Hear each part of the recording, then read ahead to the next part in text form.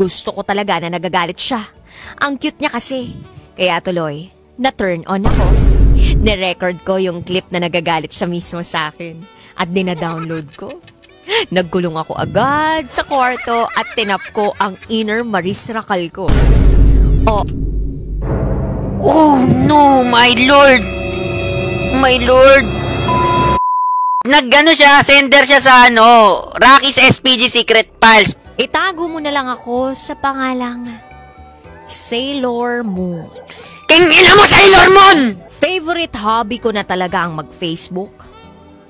Nakakatanggal ng pagkaumay. Pakinggan nyo mabuti! Nakakawala ng stress sa buhay. Lalo na tuwing may nakikita kang pumupukaw ng atensyon mo. Isang araw kasi, nag-i-scroll ako sa account ko. Tas bigla akong may nakita.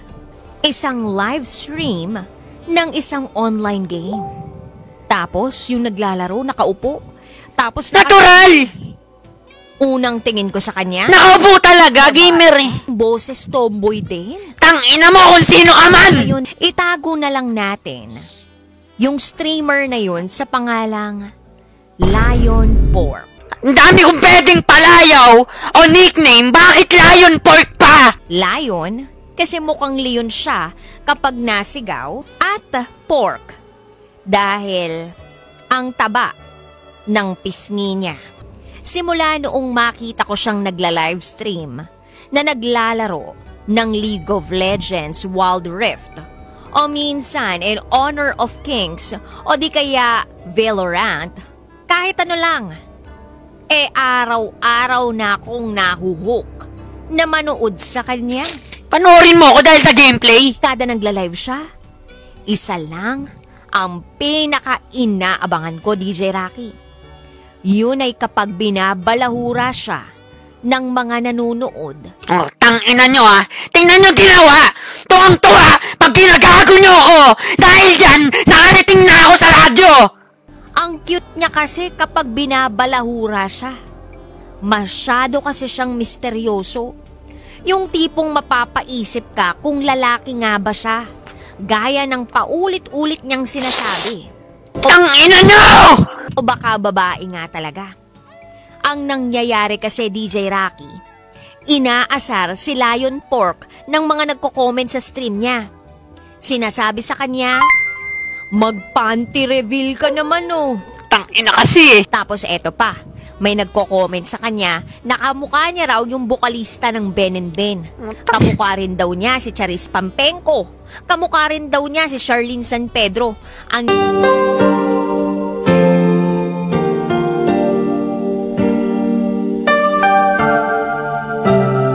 Tapos every time, nabubwisit siya, DJ Rocky. Napapasigaw, nagmumura, nagagalit, pero nakyukyutan ako sa kanya. Tangina, ano akala mo pag sinabi mo mayan, marinig kong nakukyutan ka, matutuwa akong king ina ka? Ha? Kung sino ka namang nag-send ka, nilagay mo ako sa kahihiyan! Talo ang kagandahan ko. Tuwing naka-live si Lion Pork. Tangina, babae ha? Babae yung sender! Babae yung sender! Every time na nagagalit siya, hindi lang pa nga ang naninigas sa akin katatawa. Pati wet packs ko kasi nahuhook ako sa kagandahan niya. Okay ng ina mo. Gusto ko talaga na nagagalit siya. Ang cute niya kasi. Kaya tuloy, na-turn on ako.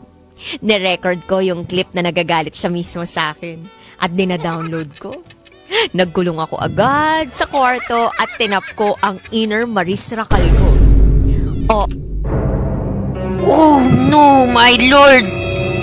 My lord!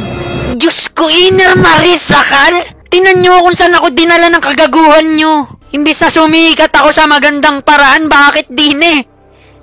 Mga demonyo kasi kayo eh, mga king ina nyo eh. Pero seryoso, gusto ko siyang makilala balang araw. Ako hindi!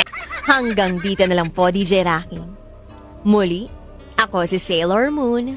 At ito, ang aking SPG, as in, Super Packener Secret File. Tingnan nyo ginawa nyo, pasisikat na lang ako, lalagay na lang ako sa TV.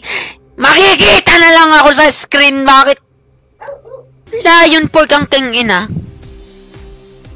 Pwede namang Mio, pwede namang Leo. Lion pork? Sige, tapat mo sa mic, ma'am. Tapat mo sa mic! Itapat mo sa mic! Para pare-pareho tayong magkaroon ng problema. I think dapat magpakita siya ng ano. Ano? Top. Oh, tingnan nyo, pati si madam. Ko, hayop kayo. Maski isa walang magtatanggol sa akin sa inyo. Yan ang gusto nyo eh. Oo! Oo! Yan ang gusto nyong mangyari.